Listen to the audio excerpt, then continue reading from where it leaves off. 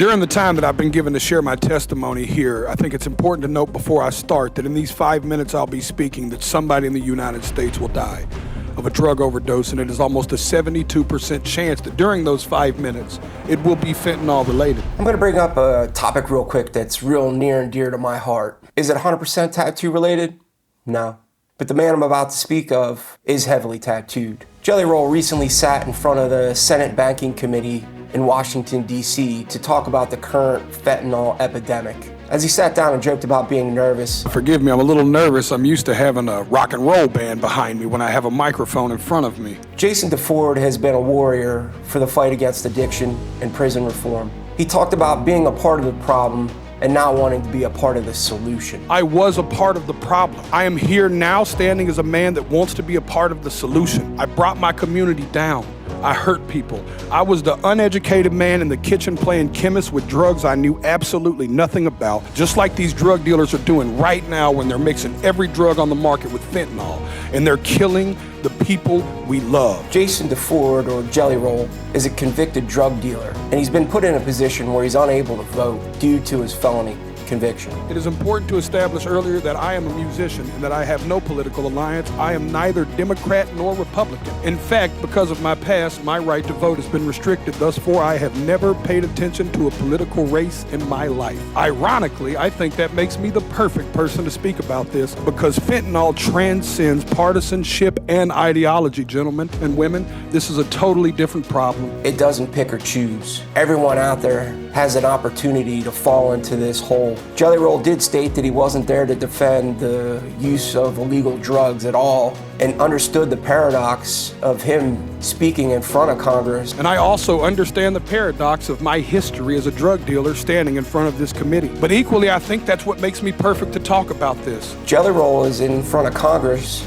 urging them to pass legislation that would stop the influx of fentanyl from Mexico and China into the United States. It is time for us to be proactive and not reactive. We were reactive with crack, we were reactive with opioids, and y'all are taking the first step at somebody in Senate finally being proactive. I truly believe in my heart that this bill will stop the supply and can help stop the supply of fentanyl. But in part of being proactive, gentlemen and women and ladies, I have to be frank and tell y'all that if we don't talk to the other side of Capitol Hill and stop the demand, we are going to spin our tires in the mud. Y'all are taking the first step, but I encourage you to take it outside of this room and you take it to your colleagues and your constituents and you give them the most that you can. According to the CDC, 190 people die each day of fentanyl overdoses. That is about a 737 plane. That's what about a 737 aircraft can carry. Could you imagine the national media attention it would get if they were reporting that a plane was crashing every single day and killing 190 people? But because it's 190 drug addicts, we don't feel that way.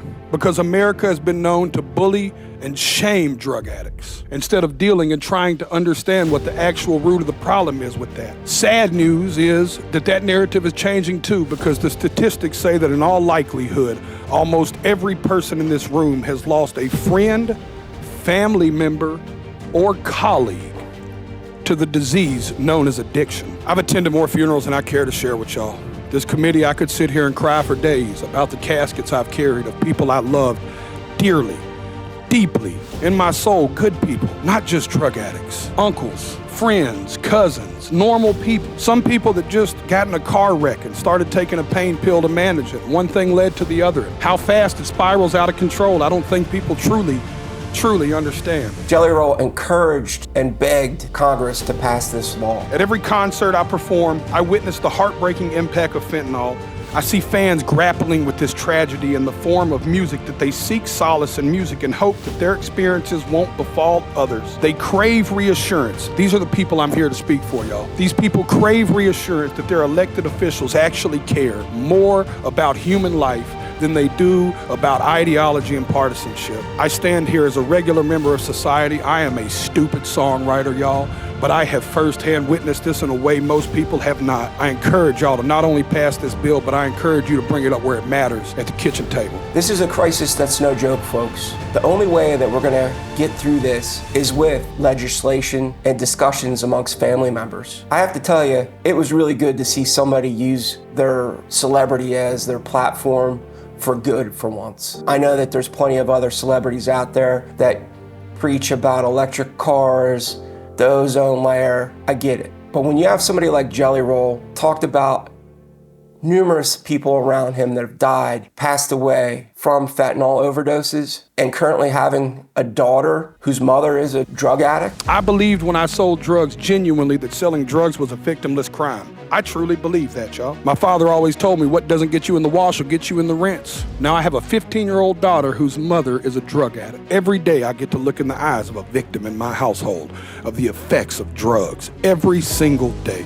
And every single day I have to wonder, me and my wife, if today will be the day that I have to tell my daughter that her mother became a part of the national statistic. When somebody like that stands in front of Congress and speaks, I'm praying that somebody listens. Let's hope that message hit home. I want to thank you for listening, and we'll get back to our regularly scheduled Tattoo Talks here shortly. Thanks again.